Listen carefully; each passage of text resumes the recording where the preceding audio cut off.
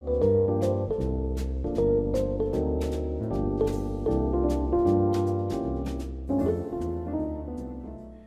fact, quantum mechanics almost could not be more obvious, at least to those of us fortunate enough to have colour vision. Look at some object, such as these toy bricks here, these nice blue toy bricks, or possibly this tennis ball that I have here. It's a kind of glaring fluorescent yellow. Now, we could say that each of these contains some appropriately coloured pigment, a dye or something, based on some material with an intrinsic colour. But that's not much of a theory. We're really not much further forward in our understanding of why these things are the colour that they are. And if we don't know that, then we could be stuck in medieval times, where artists had to find nearly all their pigments in the colours in natural objects, sometimes at very great cost. This is a painting here by the Italian Renaissance artist Raphael. It's from 1503, and it's known as the duality Madonna. Now, if a painting at that time had this particularly rich, deep blue, as you see in the cloak here, you would know it was very expensive. Good blue pigment was hard to come by, and typically a blue like this at that time would be what is known as an ultramarine blue, which quite literally means that it had to come from across the sea, ultramarine. There are actually relatively few naturally occurring materials that are a deep blue and that are suitable for use in paints. Ultramarine blue is made from a semi-precious stone called lapis lazuli, and that name means stone from Lasward, which was a place that the stone was originally mined. In Raphael's time, the lapis lazuli probably came from Afghanistan, where it has actually been mined for over 4,000 years. The words for blue in French, azur, Italian, azzurro, and Spanish, azul or azul, and I apologize for my pronunciations there, all come from this same root, the word lazuli. The fact that all these languages adopted this same word for blue shows how unusual a colour this is in the natural materials that we have available to us, and indirectly, how little ability we had to make materials of a given colour. Part of the difficulty there is that there's no classical theory that explains why materials have the colours that they have. It's really a complete mystery in classical physics, and as a result, something over which we had very little control. Now, modern blue colouring, like you see in these bricks here, is probably made from a man-made material. A very common one is copper phthalocyanine, and that's a material that was discovered actually by accident in the 1930s as a very good blue colour by a chemist. And as a result of our modern understanding of chemistry, which to a large extent is based in its microscopic science on quantum mechanics, we understand how to make materials of the colours that we want. And as I say, we can make those nice blue bricks, or we can even make colours that don't exist in nature, like the fluorescent yellow of this tennis ball here. Actually, it was a related problem of colour that got us started in quantum mechanics. Of course, people had known for a long time that hot objects give off light. So a fire or a candle flame are good examples. And for many years, these were the main kinds of sources of light that we had in the evening. Blacksmiths also knew empirically how to gauge the temperature of materials like iron, based on how it glows when it's hot. And in the latter 2 decades of the 19th century, electric lighting was becoming increasingly popular, especially after the successful invention of relatively long-lasting so-called incandescent light bulbs, the electric bulbs that we've known for many years. And incandescent here simply means that something is glowing because it's hot. Now, with care and operation at low power, such bulbs can actually last a very long time. This carbon filament bulb that you see here is in a fire station in Livermore, California, and it has apparently been running for 110 years. However, a key problem with such filament light bulbs is that they are not very efficient at converting the electric power into light power. And depending a little bit on the detail of how we define efficiency, that conversion is only a few percent. Hence, it became rather important to understand just how efficient such light bulbs could be.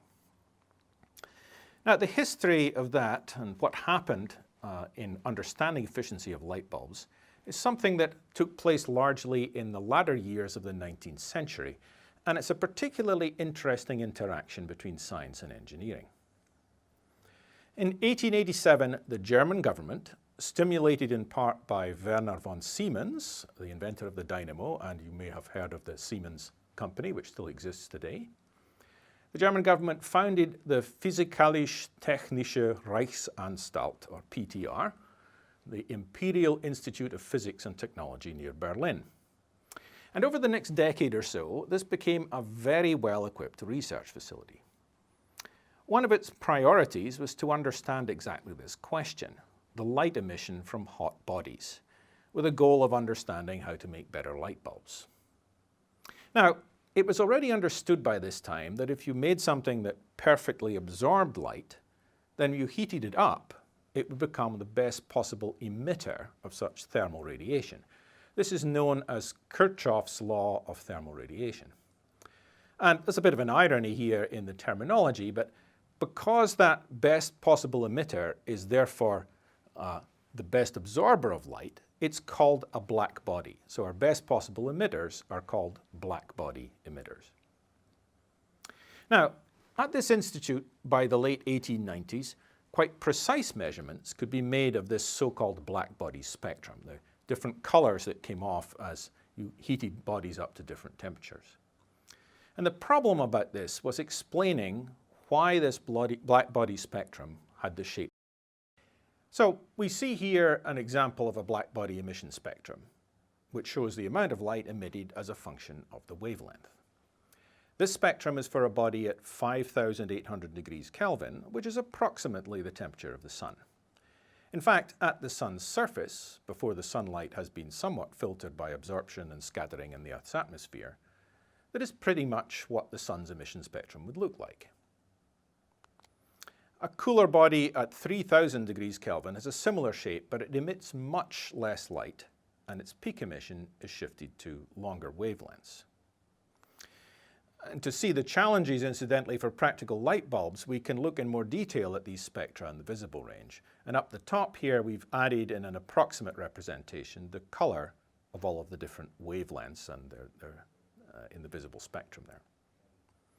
We can see that the power of the sun is relatively uniform per unit wavelength across the visible spectrum.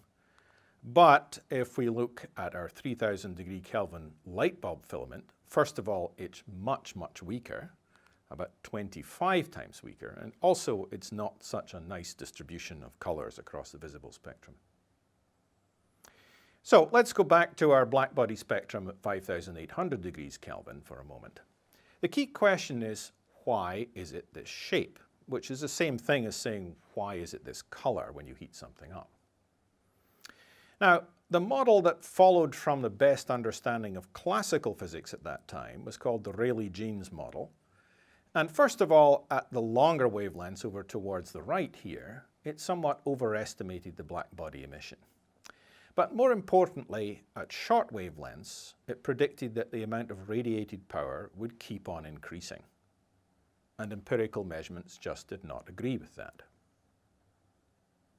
It would also have created more basic problems theoretically, because it would predict an unlimited amount of power could be radiated by a warm body at short wavelengths. Hence, this difficulty was called the ultraviolet catastrophe. So we certainly need another model for the shape, and it needed some new assumptions. Wilhelm Wien, working at the PTR Institute, had come up with some important relations, one of which, his displacement law, so-called, has stood the test of time. We still use that today. Another formula he had for the shape of the spectrum initially seemed to be working, but eventually it became clear it simply did not work at long wavelengths. Max Planck, who was then a professor at Berlin University, in fact he had taken over Kirchhoff's former position there, was quite aware of all of this work, and he had a particularly strong background in the necessary thermal physics, and he worked hard on this problem. He came up basically empirically, not based on any fundamental physics, with a mathematical formula, and this was October 1900. And this formula fit all of the experimental data very well. But as I said, he actually had no physical model as to where this came from. He continued working in this problem, and just before the end of 1900, on December the 14th, he presented his proposal at the Physical Society in Berlin. And this proposal is now regarded as the start of quantum mechanics. Planck made one key assumption. He said, let's just presume, for some reason we don't know, that light is emitted in chunks, or quanta, as he called them, of an amount proportional to the frequency of light. So we get this formula, E equals h times nu. In the way this is usually written, the Greek letter nu stands for the frequency in hertz, which means cycles per second, of the light. Now, it was already very well understood at that time that light was an electromagnetic wave. That's just like radio waves, for example, are electromagnetic waves. Although the frequency of light is very much higher. It's about 10 to the power 15 hertz. And that's much larger than we find in radio waves. But still, we believed, and we do believe today, of course, that light is electromagnetic waves. The proportionality constant h that he chose is known as Planck's constant. And that's simply a number that he chose so that he could get his calculated blackbody emission spectrum to agree with the measurement. This constant is about 6.626 times 10 to the power minus 34 in units of joules, the unit of energy, times seconds, the unit of time. And the value we are showing here is the best accepted value as set in 2010. Now, an important point here is that when Planck was proposing these quanta of emission, he was not actually proposing that light existed only in such quanta. That would have caused quite a conflict with what people then understood about light, that we had this extremely successful theory of electromagnetism, and that theory had light as waves, not particles. And this was an old battle. Back in the 1600s, the late 1600s, Isaac Newton, the very famous inventor of classical mechanics, had done a lot of work on light. In fact, he did some very good work on light. And his idea was that light was made out of what he called corpuscles, little particles essentially. And he said this because he said, well, sound is waves because sound can go around corners, but light doesn't go around corners. You can't see somebody around a corner. So he said, I think light is made up out of particles that go in straight lines. So that was Newton's idea. But then at the same time, Christian Huygens, working in what is now Holland in the late 1600s, had apparently been won over quite convincingly by the idea that these were actually waves. He had a very good theory of waves. It wasn't quite dead right, but it was actually a pretty good theory of wave propagation. And it wasn't until the early 1800s that this controversy between the corpuscular model of Newton and the wave model of Huygens really became resolved. There were some profound experiments, one of which we will get back to later on, called Young's slits, that show rather convincingly that light is actually made up out of waves.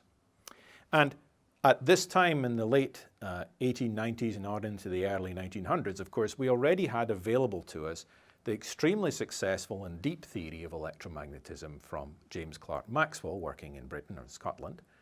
And he had constructed what are known as Maxwell's equations, which are one of the major triumphs of 19th century physics and underlie everything that we do with electromagnetic waves today. So that theory was very strong. It showed light as waves, there's no doubt about that. So Planck was not proposing that somehow light only existed as corpuscles or particles. He was saying light is waves, but for some reason in these so-called black bodies, it's emitted in chunks. There was, however, another set of odd observations, first made by Heinrich Hertz, the same man whose name is on the cycles per second, in 1887, that if you took some metal plates, put a voltage between them, and then shone ultraviolet light on one of them, the spark between the plates became brighter. Now, the light that he shone on these pieces of metal had to be ultraviolet light, and he knew this in this particular set of metals, it had to be ultraviolet, because if he put in a glass plate in front of the light, this additional sort of sparking effect stopped. Various people looked at this phenomenon after that, and Hertz himself sort of moved on, and it remained a puzzle for many years. Now, in 1902, Philipp Lenard, who had been Hertz's assistant, continued these experiments. and was able to clarify that there was a flow of negative charge between the plates if we had them in a vacuum when we shone light on them. And by biasing the plates with a voltage to stop the current, he was able to deduce how much kinetic energy the negative charges had when they left the plate. That is, if these charges come off the plate with some amount of kinetic energy, that would allow them to keep on moving, and some of them would be moving exactly towards the collecting plate here. And to stop those and stop them getting to the collecting plate, we would have to somehow put enough force on them from the electric voltage applied across here to just stop them from getting there. Now, the surprise here is that with an obvious classical way of looking at this effect, we might think that shining a brighter light on the plate would lead to electrons with more kinetic energy. And so they would be harder to stop. And so we'd have to put more voltage on the plates to sort of stop them from getting there, more repelling force on them to stop them from getting to our collecting plate on the right here. For example, if we were heating the plate up with the light, we might expect that with a brighter light, the electrons would naturally be hotter and they would have more kinetic energy just because there was more power in the light beam. But this is not what happens. Instead, when we shine the light, yeah, we get more electrons off, but the stopping voltage remains the same. That is, the electrons always seem to be emitted with the same kinetic energy. And furthermore, if we change to a shorter wavelength, say moving from blue or ultraviolet further into the ultraviolet, then we have to increase the stopping voltage to stop the flow of current. With shorter wavelengths, the kinetic energy of the electrons was greater, and it didn't matter how bright the light was. We still needed the same stopping voltage to stop the electrons managing to get to the collecting plate, no matter how bright we turned up the bulb. In 1905, Einstein made a proposal to explain this strange effect. He said, light is actually made up out of particles. And these particles, we're going to call them photons, and we will say that they actually have energy h nu. So this is the same formula that Planck had, but here we're actually saying light really is made up out of these particles that have this energy h nu. So this is a step beyond Planck, who, as I said, was only proposing light was emitted in these chunks, but he wasn't trying to leave behind the wave theory of electromagnetism and substitute a corpuscular one. So the explanation of the photoelectric effect is as shown in this diagram. We presume that electrons in a metal sit in some sort of pool, and there is an energy barrier called the work function, here the Greek letter phi, and the electrons have to overcome this work function to get out of the metal. So a photon with energy h nu that exceeds the height of the barrier, exceeds this work function phi, will have enough energy to allow the electron to be extracted from the metal. And the excess energy the electron gets from the photon will be given to the electron as kinetic energy. In the worst case, as I said before, all of that kinetic energy will correspond to motion in the direction towards the other electrode, and we will need the full stopping voltage to slow that electron down to zero velocity, so it never quite gets to the other electrode. It was this proposal, which explained the photoelectric measurements of Lenard so well, that led to Einstein's Nobel Prize, by the way. He got his Nobel Prize for his proposal of the photon, not for his proposals about relativity. And so we come to something we call wave-particle duality. We're saying here that light is displaying both wave character, and it certainly does do that, and is also made of particles. But how can this be? How can light simultaneously be a wave and be a particle? That simply does not seem to make any sense to us in our classical view of particles and waves, and it certainly did not make sense to Planck. Now, strangely enough, in the end, once we've constructed our quantum mechanical theories, this wave-particle duality is actually not a problem within quantum mechanics. However, the key thing we have to do is we have to avoid bringing everything along from our classical ideas of what we think a particle is, and everything that we think of a wave in the classical world as having as its properties. we can only bring some of those properties. That's how we get rid of the contradiction. And we will see how we do that later on, but we need to do some more quantum mechanics before we can get there. And incidentally, in case we were in any doubt about wave-particle duality, we can note that we can verify it literally trillions of times a day. Modern telecommunications that we use for the internet is carried over optical fibers. They carry essentially all of our long-distance information on the internet. When we design the optical fibers themselves, or hair-thin pieces of glass, they're designed by considering light as waves, the electromagnetic waves of Maxwell's equations and 19th century physics. And the devices that generate the light beams that go down the fibers are lasers, and the devices that detect them at the other end are photodetectors. Both those lasers and photodetectors are fully quantum mechanical devices. They generate photons and they detect photons.